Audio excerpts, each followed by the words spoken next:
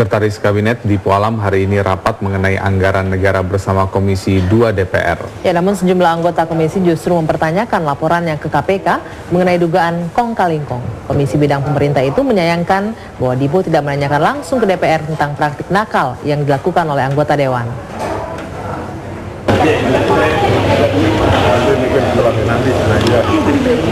Dipo Alam tiba pukul 9 di DPR RI untuk rapat evaluasi anggaran bersama Komisi 2 yang membidangi pemerintahan.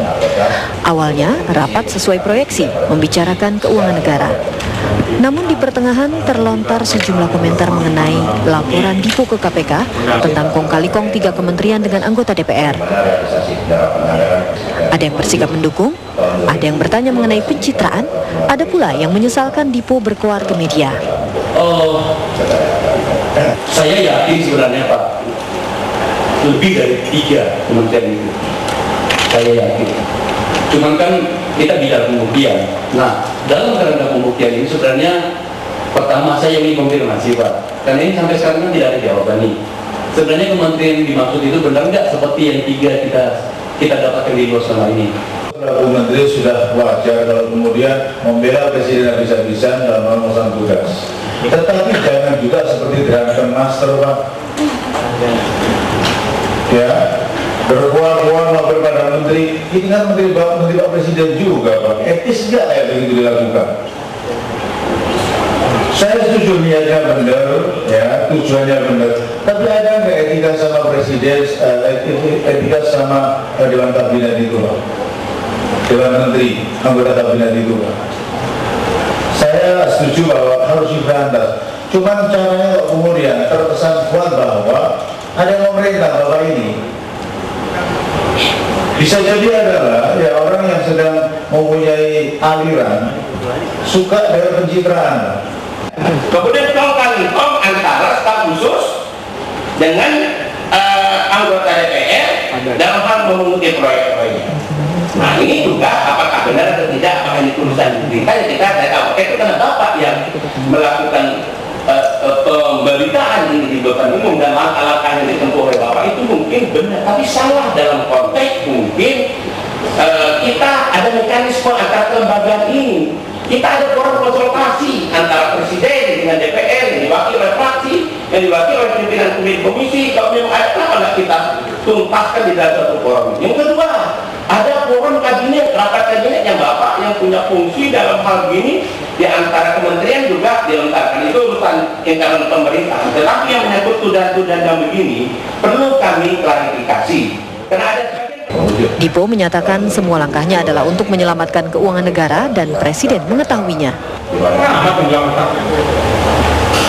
Kalau sidang saya tidak pakai aturan, apa yang tidak pakai aturan? Sidang kabinet dikemukakan, arahan beliau dikemukakan, tertulis ada, impres ada. Apa yang tidak harmonis? Tidak ada niat saya untuk mencederakan atau menyeret menteri untuk kesakitan. Tidak. Tapi saya ingatkan, ada orang yang memperhatikan sekarang, dan saya tidak akan menutup itu keberanian itu.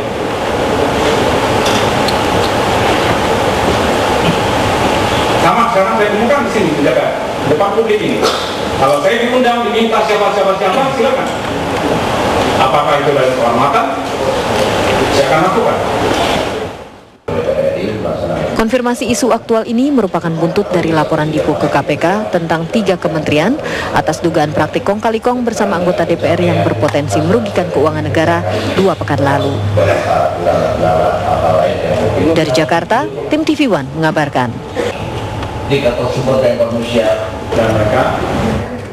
Ya, pemirsa, mengapa Dipo Alam demikian berani menembak beberapa kementerian sekaligus? Apakah ia memiliki data tentang menteri atau anggota DPR yang nakal? Atau benarkah langkah Dipo merupakan upaya untuk menyelamatkan Presiden Susilo Bambang Yudhoyono? Sudah bersama kami ada Menteri Sekretaris Kabinet, ada Pak Dipo Alam. Selamat sore Pak Dipo. Selamat sore Ardi, selamat sore Anji. Ya, selamat sore Pak Dipo. Kemudian juga ada Bang Ruhut dari Komisi Hukum DPR. Selamat sore Bang Ruhut. Selamat sore Pak Ardi, selamat sore Mbak Anggi. Kemudian di studio kami sini ada pengamat hukum tata negara Mas Irwan Putra Sidin. Sore Mas Ardi. Sore. Baik. Dan di ujung telepon juga ada Akbar Faisal.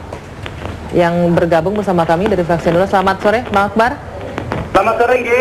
Iya, sayang sekali tidak bisa hadir di sini ya, Bang Akbar ya. Kita ke Pak Dipo dulu. Pak Dipo dulu. Pak Dipo, Anda kemudian banyak mendapatkan kritik. Yang pertama, kenapa sih Anda melaporkan teman-teman yang merupakan kolega Anda sendiri?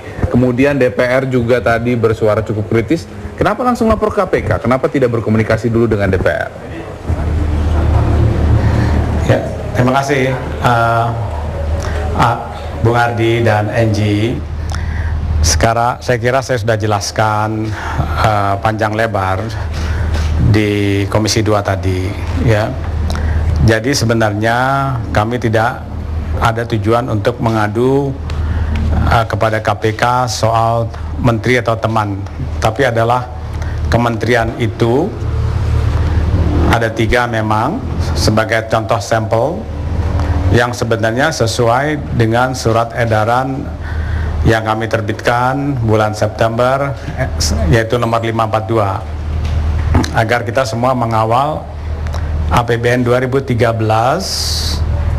untuk jangan sampai terlibat dalam praktik kong kali kong. Karena kalau andai kata APBN kita semua dapat dijaga dengan baik, kita yakin pertumbuhan kita dan pembangunan kita akan jauh lebih baik. Demikian pula terutama untuk di daerah.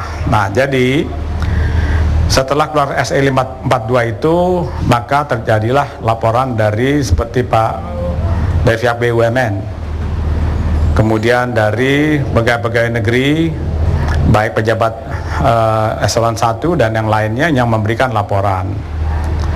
Nah, jadi sekarang yang paling penting adalah semangat dari pegawai negeri sipil dalam himbauan surat SE 542 itu sekarang berkembang. Artinya baik menteri yang non partai maupun yang dari partai, semuanya sekarang sudah harus tahu sistem bekerja seperti yang diinginkan oleh Presiden, dan juga di dalam surat SE 542 13 kali kurang lebih dalam sidang kabinet Presiden meminta hal ini jangan kong kali kong, jangan mark up dan sebagainya. Mari kita kawal APBN 2013. Dan itu juga ada Inpres diterbitkan 2011, yaitu Inpres nomor 17 mengenai masalah aksi untuk penjagaan tindak korupsi. Dan itu ditujukan kepada seluruh menteri termasuk anggota kabinet termasuk saya. Bila ada laporan-laporan seperti itu, ya, itu dapat dilaporkan. Tentunya kalau saya kata laporan ke Presiden, sudah saya laporkan juga, ya, dan sesuai dengan arahan beliau dan sesuai dengan Inpres tersebut. Jadi sekarang adalah yang penting kementerian juga tahu somebody watching you. Pak Dipo, tadi Anda artinya katakan, dari bawahan. Tadi Anda katakan bahwa itu menekan. Sekarang itu somebody watching you. Nanti saya juga ingin tanyakan, benarkah ada dugaan keterlibatan para staf khusus para menteri ini? Nanti dijawab nanti Pak, karena kita harus ikuti kumandang azan maghrib untuk wilayah DKI Jakarta dan sekitarnya berikut ini. Ya, kita lanjutkan perbincangan ini. Saya mau melanjutkan Pak Dipo. Pak Dipo, benarkah ada staf khusus para menteri yang diduga terlibat dalam kong kali kong ini? Ya, memang ada. Apakah staf khusus menteri itu adalah kader partai ataupun memiliki hubungan khusus kepada menterinya? Memang ada tertulis yang kami terima. Jadi kalau dibilang itu surat kaleng, hanya pengantarnya memang tidak ada identitas, tetapi beberapa data-data yang diberikan kami cross check. Kami cross check dengan pejabat yang terkait di kementerian itu, dan juga kami melakukan mengundang menteri yang terkait. Ya, tentunya terjadi satu diskusi, tentunya masing-masing juga pada posisinya. Jadi kami cross check kepada, ya, ada juga yang memang wakil menteri, ada juga eselon 1, ya, dan juga kepada menterinya, dan semuanya kooperatif. Dalam arti semua sepakat dan berterima kasih mengindahkan surat edaran 542 yang juga dikemukakan dalam sidang kabinet oleh Presiden agar itu diperhatikan untuk kita mencegah, ya. Jadi sebenarnya semangat itu yang kita lihat, bukan dalam arti saya ingin menjerat sebagai penegak hukum siapa salah siapa yang benar, bukan itu. Baik, Pak Dipo, tapi nuansanya adalah kita ya. Pak Dipo, tapi apapun itu Silakan. tindakan Anda ini menuai pro dan kontra begitu. Bahkan Ketua KPK Abraham Samad juga mengatakan ini masih akan diverifikasi, jangan sampai ini hanya sekedar manuver politik begitu. Dan tidak hanya itu, teman-teman di DPR juga demikian. Ada di ujung telepon kita sudah tergabung juga dengan Bang Akbar Faisal yang salah satunya juga mengatakan bahwa ini tindakan yang salah yang Anda lakukan ketika melaporkan langsung ke KPK. Bang Akbar, kita bisa minta tanggapan Anda terkait dengan hal ini? Ya Mbak Anggi. Jadi tadi kita sudah rapat dengan Pak Dipo. Saya katakan lagi di sini ya bahwa sekali lagi jujur ya saya malah mendukung Pak Dipo loh. Langkahnya ini untuk melakukan berbagai terobosan seperti ini perlu kita dukung. Sampai saya katakan tadi pada rapat itu bahwa kayaknya memang Istana Negara butuh orang-orang yang agak-agak lah seperti Pak Dipo ini. Agak-agak ya, gimana nih Bang Akbar? Agak-agak bahasa saya tadi. Mohon maaf Pak Dipo, saya menggunakan kata agak seden lah kira-kira gitu ya. Dengan daya rusak dari korupsi ini gitu ya. Nah makanya tadi saya katakan, saya menimbang dalam diri saya, apakah saya harus mempersoalkan mekanisme dan tata cara ketatanegaraan yang kata orang banyak dilanggar oleh Pak Dipo, atau saya masuk pada substansi persoalan bahwa memang dibutuhkan langkah-langkah yang sangat luar biasa untuk ini.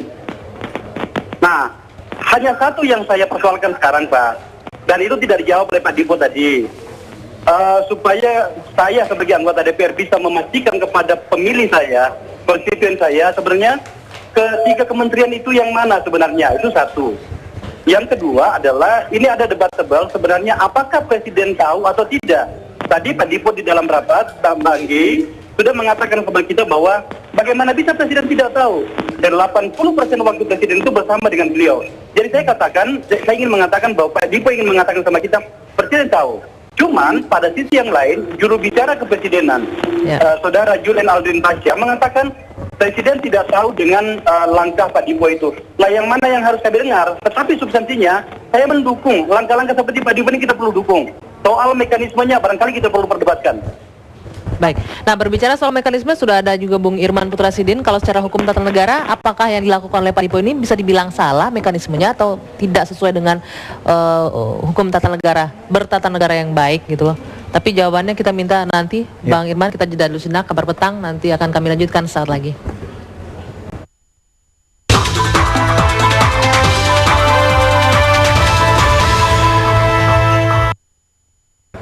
Sekretaris Kabinet Dipo Alam melaporkan 3 kementerian ke KPK atas dugaan kong kali kong anggaran. Istana menyebut laporan tersebut langkah politik Dipo pribadi. Ya, apakah mungkin Presiden tidak mengetahui tindakan bawahannya? Dugaan kong kali kong itu juga berbarengan dengan tekanan publik pada kebijakan pemberian grasi Presiden untuk bandar narkoba Merica Franola. Apakah manuver Dipo merupakan pengalian isu atas tekanan terhadap pemimpin negara? Pak, komentar Pak, ini terkait pengaduan apa? Pengaduan apa Pak? Apa agendanya Pak? Pengaduan apa Pak? Dipo Alam datang ke KPK Rabu malam 14 November lalu. Sambil membawa sejumlah dokumen, Sekretaris Kabinet ini melaporkan 3 kementerian yang ia duga berkong kali kong dengan anggota DPR untuk menggunakan anggaran negara. Kementerian Pertahanan, Kementerian Perdagangan, dan Kementerian Pertanian adalah 3 kementerian yang ia ungkap. Langkah Dipo ini menuai beragam komentar. Sebab sebagai pejabat yang mewakili kabinet, apakah Dipo ingin menyampaikan bahwa 3 kementerian itu bermasalah? Nah, mengenai masalah pengungkapan siapa-siapa, apa dan siapa, itu saya serahkan pada KPK apa yang kami laporkan. Karena saya katakan bahwa kami tetap menggunakan azas praduga tak bersalah, ya. Intinya adalah momentum ini sudah ada keberanian dari pegawai negeri sipil yang mereka tidak bisa lagi ditekan-tekan dan ada keberaniannya untuk melapor. Tapi sebaliknya kami menghimbau juga kepada pegawai negeri sipil, janganlah membuat fitnah, ya. Menteri Pertanian Suswono angkat bicara. Menurutnya, sumber informasi penyimpangan dana itu tidak jelas dan tak sesuai dengan fakta. Statusnya ini, surat tersebut sesungguhnya surat kaleng, ya, karena tidak menyebutkan identitas. Nah, saya juga tidak tahu apakah staf ini benar dari Kementerian Pertanian atau tidak. Tentu Pak Dipo yang mengetahui. Ya intinya pokoknya ada melaporkan sejumlah penyimpangan-penyimpangan yang terjadi dan Menterinya itu apa ya, stafnya apa ya pokoknya yang jelas ini laporan dan tentu saja dari yang saya baca sih sebetulnya ada beberapa yang sebetulnya juga tidak sesuai dengan fakta yang ada ya. Sikap Presiden gimana? Sedangkan Istana menilai laporan Dipo ke KPK merupakan inisiatif pribadi Dipo. Tapi sebagaimana yang disampaikan oleh Pak Dipo Alam dalam kapasitas beliau sebagai Seskap, tentunya ini adalah inisiatif pribadi Pak Dipo.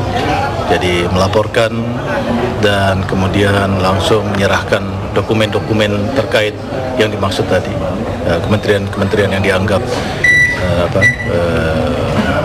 bermasalah lah. Inisiatif dari Pak Dipo berarti Pak ya? Berkoling kong kali kong dengan oknum di DPR itu inisiatif dari Pak Dipo Alam. Dipo memang kontroversial.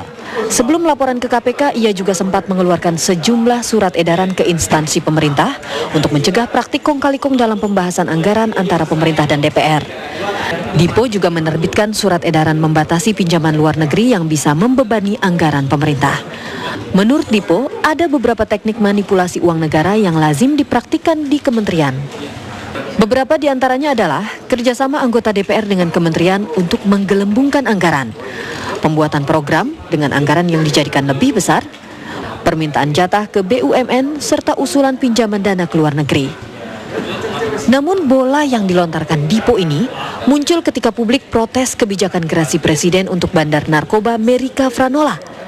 Muncul pertanyaan, apakah ini merupakan cara pemerintah mengalihkan isu agar pemerintahan Susilo Bambang Yudhoyono aman dan tentram? Dari Jakarta, tim TV One mengabarkan. Ya, sebelum nanti kita masuk ke pertanyaan itu, apakah ini merupakan manuver untuk pengalihan isu, kita lanjutkan kembali jawaban dari Bung Irman terkait mekanisme yang dikatakan oleh Bang Akbar bahwa ini adalah mekanismenya salah terkait dengan apa yang dilakukan oleh Pak Dipo ini. Saya kira begini ya, perdebatan ketatanagaraan ini dimulai ketika pertanyaan muncul bahwa ini adalah tindakan pribadi atau apa, kan? Seperti itu. Jadi tadi saya dengar Julian bilang ini inisiatif pribadi. Jadi inisiatif pribadi itu bisa berwujud dua. Bisa berwujud tindakan personal, bisa berwujud tindakan pemerintahan, seperti itu. Misalnya, saya menteri, saya melihat tetangga saya kecurian di sebelah nih. Situ besok saya lapor ke polisi terdekat. Itu inisiatif pribadi dan tindakan pribadi. Saya menteri, terus saya melihat pemerintahan itu ada yang mau melakukan korupsi. Saya melakukan laporan berdasarkan ada instruksi presiden atau keputusan presiden yang saya terima untuk melakukan tindakan-tindakan dan lain sebagainya. Itu inisiatif pribadi tapi tindakan pemerintahan. Nah, tindakan pemerintahan seperti ini tetap untuk dan atas nama presiden dalam bahasa ketatanegaraannya di situ. Jadi tetap tanggung jawab tindakan pemerintahan ini adalah presiden sebab dasarnya itu instruksinya itu adalah keputusan presiden. Baik, dalam hal ini kan Pak Dipo sudah mengklarifikasi bahwa ini diketahui oleh presiden apa yang dilakukannya, bukan lagi jadi atas memang dasar pribadi. Tahu atau tidak tahu presiden harus tahu. Dan saya yakin ini dalam bahasanya adalah tetap ini perintah presiden karena ini bukan perbuatan individual. Meski itu inisiatif pribadi, ini adalah perbuatan pemerintahan. Nah, itu yang harus dibedakan di situ. Cuman menjadi persoalan yang terus saya merenungkan kok sampai pemerintahan presiden ini, pemerintahan Susilo Bambang Yudhoyono ini menafsirkan bahwa berkoordinasi dengan KPK itu adalah saya sudah saatnya harus melakukan langkah untuk supaya KPK masuk untuk melakukan penindakan. Kan kira-kira seperti itu. Nah, dalam sistem kekuasaan ada namanya legislatif, yudikatif, eksekutif di situ. Di antara tiga cabang kekuasaan ini, negara itu memiliki ada satu fungsi kekuasaan yang tugas utamanya adalah bagaimana mencegah faktor-faktor kejahatan itu terjadi baik di masyarakat maupun di pemerintahan. Di situ itu tugas dari negara. Siapa yang paling diberikan peran untuk melakukan tugas itu di antaranya adalah kekuasaan eksekutif. Jadi dalam hal ini oleh presiden. Kenapa? Yang dilakukan Pak Dipo tidak salah? Biasa-biasa saja, bukan itu titik persoalannya. Ada titik persoalannya adalah kok pemerintahan ini sampai sekarang kok dia masih sulit melakukan pemberantasan korupsi dalam arti pencegahan kejahatan yang terjadi dalam lingkup kekuasaan. Dulu saya pernah mengkritik presiden bahwa tidak bisa lagi presiden. Anda mau mengatakan sekarang semakin dekat begitu? Iya, karena kira-kira begini, dulu presiden selalu mengatakan bahwa di era pemerintahan saya berapa bupati, berapa gubernur yang sudah masuk penjara.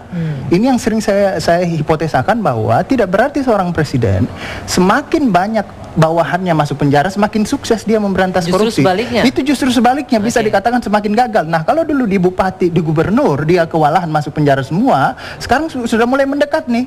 Sama lingkaran paling dekatnya dia pembantu presiden di situ. Nah, apakah kemudian ini ukurannya dia sukses melakukan pemberantasan korupsi? Ini yang menjadi pertanyaan ketatanegaraan. Kita minta tanggapannya dari Bang Ruhut, dari pernyataan Bang Irman juga, dan juga terkait dengan pertanyaan bahwa ini merupakan manuver yang dilakukan untuk pengalihan isu begitu, Bang Ruhut. Benar demikian?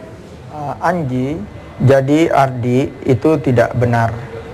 Apa yang dilakukan oleh Pak Dipo sebagai sekretaris kabinet sudah tegas. Ingat yang selalu dikatakan Pak SBY, ada 3 hal yang harus kita lakukan di era reformasi ini. Pro rakyat, jadikan hukum, karena kita negara hukum sebagai panglima, dan demokrasi kita kedepankan. Yang dilakukan Pak Dipo, hukum yang kita kedepankan. Karena tegas tadi Pak Dipo Alam mengatakan dasar hukum langkah yang dilakukan Pak Dipo Alam, Inpres dan surat edaran itu. Jadi beliau tidak mengedepankan kekuasaan, tetapi beliau tetap berangkat dari menghormati presumption of innocence. Saya memohon kita semua kaitan dengan permasalahan ini, apalagi Enji mengatakan pengalihan isu, kita melihat semua permasalahan dengan kerendahan hati. Saya memohon kita lihat case per case. Jangan kaitkan gerasi olah dengan apa yang dilakukan oleh Pak Dipo Alam. Bang Ruhut. Tapi Pak Dipo Alam itu kita harus melihat langkah beliau positive thinking, kita menilainya. Bang Ruhut. Ya. Anda sebagai anggota DPR merasa tersinggung nggak karena korps Anda sendiri juga dikatakan sering terlibat kong kali kong dalam pembahasan APBN, kemudian juga mengakali dengan dana optimalisasi seperti yang dilaporkan oleh Pak Dipo? Bagaimana saya mau tersinggung? Karena sudah menjadi rahasia umum. Dan jadi saya Anda berterima kasih dengan Pak Dipo. Anda mengakui bahwa korps Anda DPR itu ya seperti itu kelakuannya gitu? Waduh, saya lagi jadi teringat dengan lagu Ebit GAD. Tanyakanlah kepada rumput yang bergoyang. Ya, artinya Anda membenarkan Bang Ruhut ya, kalau praktik itu memang ada di DPR. Buktinya anggota DPR banyak dalam bui sekarang. Apa? Itu kan fakta dan bukti hukum. Saya ini orang hukum di Komisi 3. Jadi, saya minta ya, kita harus positive thinking, kita ancung jempol dengan Pak Dipo Alam. Kita harus ancung jempol. Beliau berani melakukan terobosan itu. Dan ini perlu. Dan beliau kita harus hormati, ini reformasi. Demokrasi dikedepankan. Beliau sebagai sekretaris kabinet, ya, hak demokrasi beliau. Dan beliau tidak sewenang-wenang. Nyatanya 3 kementerian itu, waktu pertemuan internasional di Bali, beliau juga dengan Pak Sudi Silalahi kan memanggil menteri-menteri itu. Jadi udahlah, kualitas komunikasi udah dijaga dengan baik. Kebetulan Dipo ini teman saya, dia selalu mengatakan moral force kok. Kebetulan kami sama-sama aktivis, beliau di Jakarta, saya di Pajajaran Bandung pada waktu itu. Baik. Jadi selama masih moral force dan rakyat miskin karena ulah para koruptor, mari kita bersama-sama. Dan yang dilakukan beliau itu pencegahan. Karena kalau sudah terjadi, waduh, jadi pemadam kebakaran, kita udah lari rampok-rampok itu. Jadi saya berterima kasih sebagai Komisi 3 kepada Pak Dipo Alam. Lah bukannya sekarang kita memang sudah bertindak sebagai pemadam kebakaran, Bang Ruhut, bukan pencegahan lagi. Fire factor memang sekarang, seperti yang disampaikan oleh Bang Irman tadi. Terima kasih Anggi. Ini kan banyak mengatakan, oh kok kita ingin mencegah memberantas korupsi, sekarang makin banyak korupsi. Saya tetap menggarisbawahi masih jauh lebih banyak korupsi di era Orde Baru. Orde Baru korupsi itu tabu dibicarakan. Di Orde Reformasi karena Pak SBY mengajak kita semua, jangan kekuasaan yang kita kedepankan, tapi hukum. Sekarang sudah terbuka. Jadi ya, kalau ada memang korupsi, saya sependapat dengan Pak Dipo. Nyatanya beberapa partai itu di tingkat kabupaten kota gubernur. Kenapa kita mesti marah? Ini tantangan bagi kita semua. Dan ingat, lahirnya reformasi itu rakyat miskin karena ulah para koruptor. Karena itu saya sekali lagi ancung jempol dengan Pak Dipo Alam. Baik, Bang Akbar Faisal. Halo Bang Akbar. Ya, tampaknya gangguan terputus ya. Kami terputus. Pak Dipo, tadi Anda juga mengatakan bahwa ada dugaan keterlibatan para staf khusus menteri. Anda juga sempat menyatakan bahwa ada ketua fraksi yang juga ikut bermain dalam kong kali kong DPR. Siapa sih Pak Dipo? Ya gini, Bung Ardi, saya ini bukan penegak hukum. Ya, sebenarnya waktu saya lapor ke KPK, tidak pernah saya mengucapkan itu kementerian siapa, apalagi nama menteri dan sebagainya. Bukan itu tujuannya.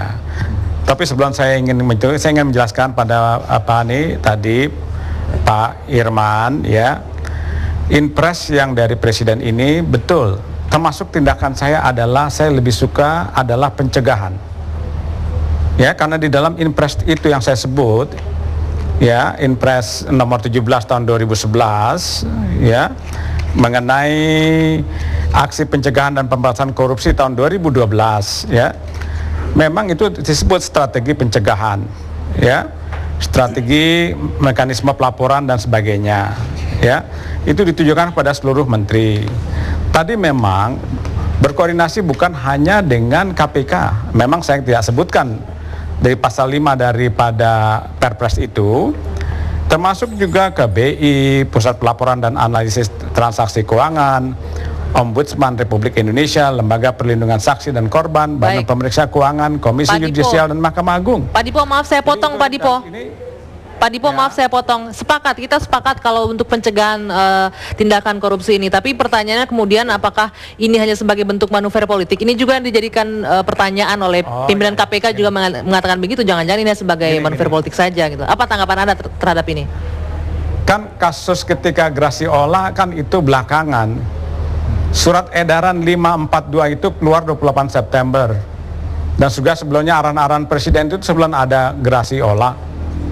Graciola silahkan, tapi kan sekarang Pak Mahfud dan lain-lain, Profesor Mahmud tidak bisa membuktikan siapa yang dia maksud. Kami tidak khawatir, ngapain? Silahkan buktikan, lakukan seperti saya. Kalau dia tahu Graciola itu, jangan sebagai profesor hukum mengatakan ini produk analisis. Tapi kalau saya tanya mana buktinya? Tidak ada. Masa kami takut dengan isu itu?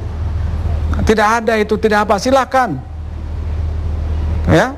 Jadi kalau mereka hendak lakukan seperti Profesor Mahfud, laporkan saja ke Kejaksaan, kepolisian, ke KPK.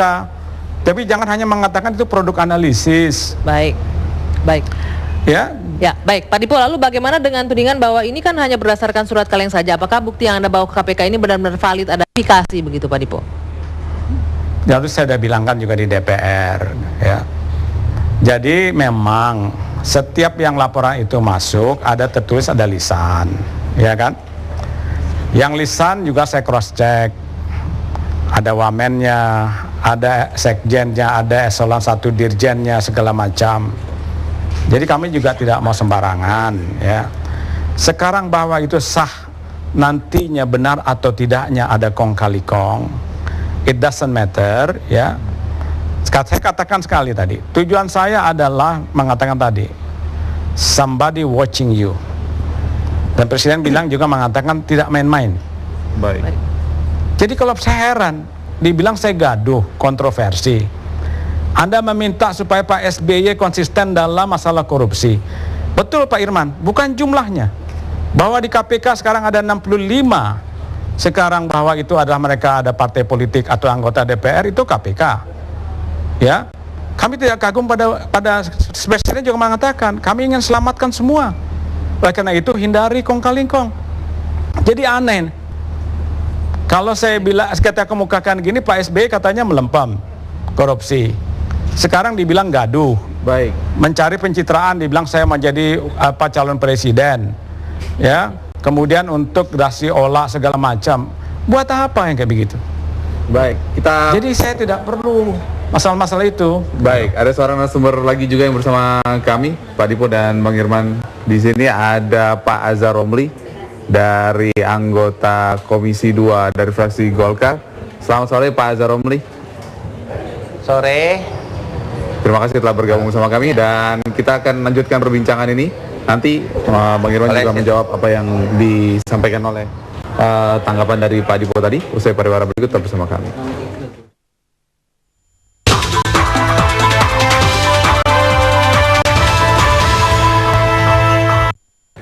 sebelum nanti Bang Irman menjawab, saya mau ke Pak Azhar Romli dulu. Pak Azhar, meskipun tadi Pak Dipo sudah membantah dan menyanggah bahwa ini tidak terkait dengan manuver politik, kemudian tidak terkait dengan langkah apapun, begitu, ini hanya murni untuk memberantas korupsi. Kalau Anda sendiri melihatnya seperti apa, Pak Romli?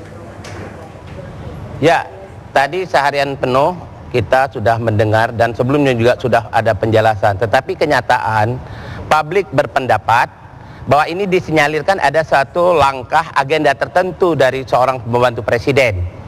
Ini terlihat apabila kita kaitkan dengan tupoksi daripada seorang pembantu presiden, apalagi hanya sekretaris kabinet, berfungsi sebagai penegak hukum dan juga berbicara sebagai juru bicara negara maupun pemerintahan, ini tidak tepat.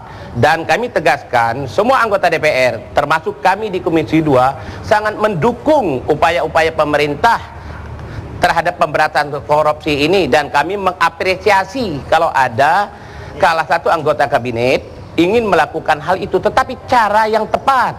Pak Azhar, ada mekanisme kelembagaan antar negara, ada forum antara konsultasi pemerintah dengan DPR.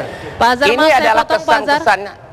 Ya, Pak Azhar, maaf saya silakan. potong. Tadi Anda mengatakan ada agenda tertentu, dan karena ini tidak terkait dengan tupoksi seorang Menseskap. Apa itu menurut Anda? Oleh karena itu yang disenyalir oleh orang mengalihkan agenda misalnya dari kasus gerasi olah kemudian ke persoalan-persoalan yang lain, dan ada agenda terindikasi ketika adanya surat edaran 42 tentang masalah kong kali kong itu menggambarkan ada institusi tertentu yang diangkat oleh beliau terhadap melakukan tindakan pada korupsi ini. Kami tidak menolak kalau ada gubernur, bupati, tetapi harus jelas pemberitaannya diekspos keluar bahwa institusi katakanlah partai tertentu begini-begini ini.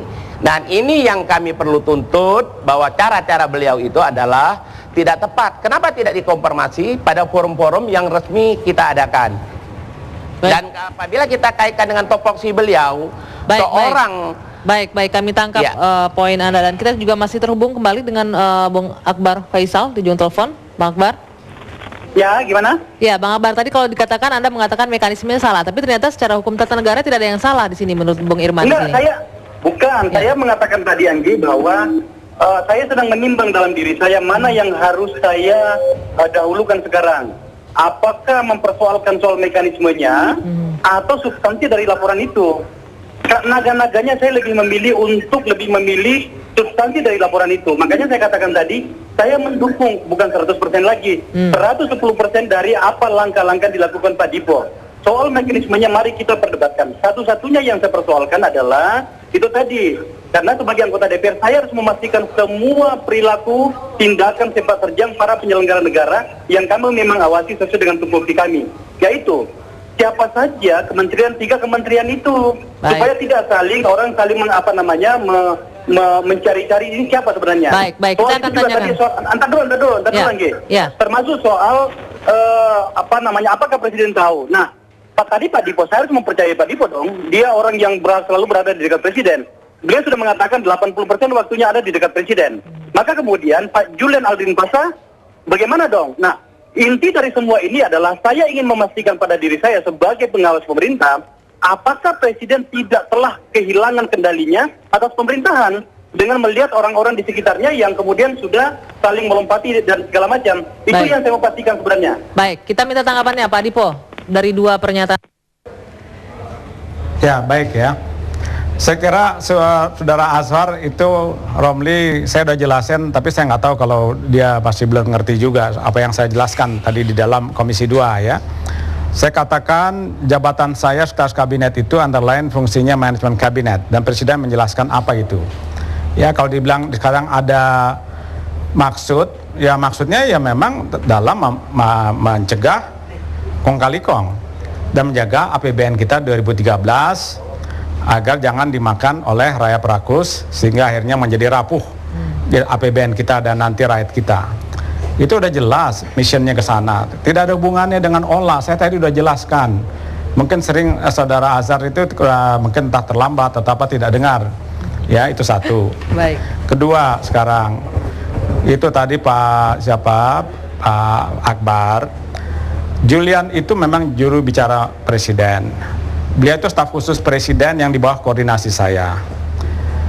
Yang saya jelaskan adalah pada dia, dan dia juga menjelaskan pada saya, dan kemudian beliau juga menulis juga, kalau saya pergi ke sana itu, saya tidak perlu minta izin ini, izin itu, tidak perlu.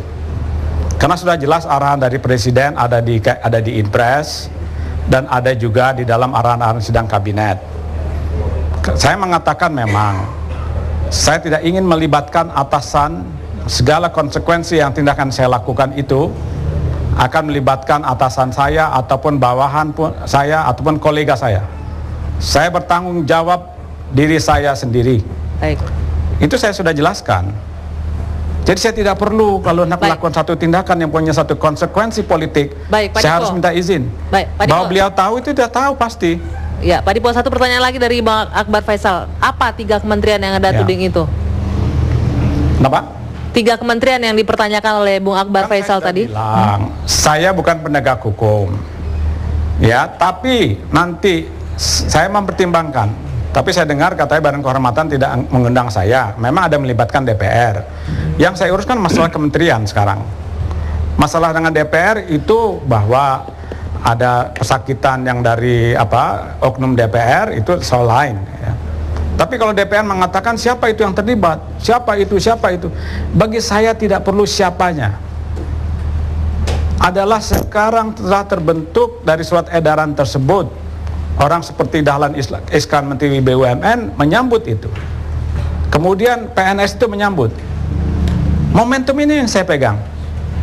Baik. Bukan masalahnya saya ingin menjerat seorang menteri, bukan. Baik. Ini kami hanya mengatakan dari Inpres dan juga daripada arahan-arahan daripada Presiden. Baik. 13-14 kali bila bicara itu. Baik, jadi momentum yang Jadi maksud yang saya, Anda manfaatkan ini begitu saya ya. kita lakukan. Baik Pak Dipo. Ya. Terakhir ke Bang Iman, waktu kita sangat terbatas. Jadi yang dipersoalkan adalah mekanisme sebenarnya. Saya kira begini ya, ini ada statement yang menarik, yaitu tidak akan melibatkan, kan ini yang tadi saya jelaskan bahwa bisa saja inisiatif pribadi, tapi itu adalah perbuatan pemerintahan, karena itu berdasarkan dari instruksi atau surat edaran atau apa. Jadi seorang menteri itu melakukan perbuatan pemerintahan untuk dan atas nama presiden. Mungkin menteri itu, nggak usah, saya akan pribadi ini bertanggung jawab terhadap apa segala tindakan saya itu. Tapi ternyata dalam kacamata ketatanegaraan tidak bisa seperti itu. Tetap ketika misalnya ternyata DPR, parlemen, pengawas lembaga pemerintahan ini, khususnya presiden, mulai heran, kok gaduh sekali itu di sana, itu di istana sana itu, kok ada apa itu sama menteri, kayak tanda kutip, kok gaduh sekali, tawuran di situ, ada apa di situ. Nah, dia bisa melakukan tindakan pengawasan terhadap presiden. Nah, mungkin kan ini persoalan biasa-biasa saja, cuman menjadi mungkin kayak misalnya begini, kita lihat tetangga kita itu, orang tuanya laporin anaknya ke polisi itu, ada apa itu? Itu jadi pertanyaan. Sudah kata orang tuanya udah 13 kali saya beritahu, dia masih bandel terus, udah saya laporin aja ke polisi. Apa yang salah? Nggak ada yang salah kan, cuma kok nanya-nanya, kita ini DPR nanya-nanya, mungkin itu yang dilakukan DPR sekarang itu. Itu yang dipertanyakan dan dipermasalahkan. Baik. Terima kasih Bapak atas waktu bersama kami. Ya. Terima kasih Bapak-bapak, waktunya di Kabar Petang, dan kami akan kembali dengan sejumlah informasi lain.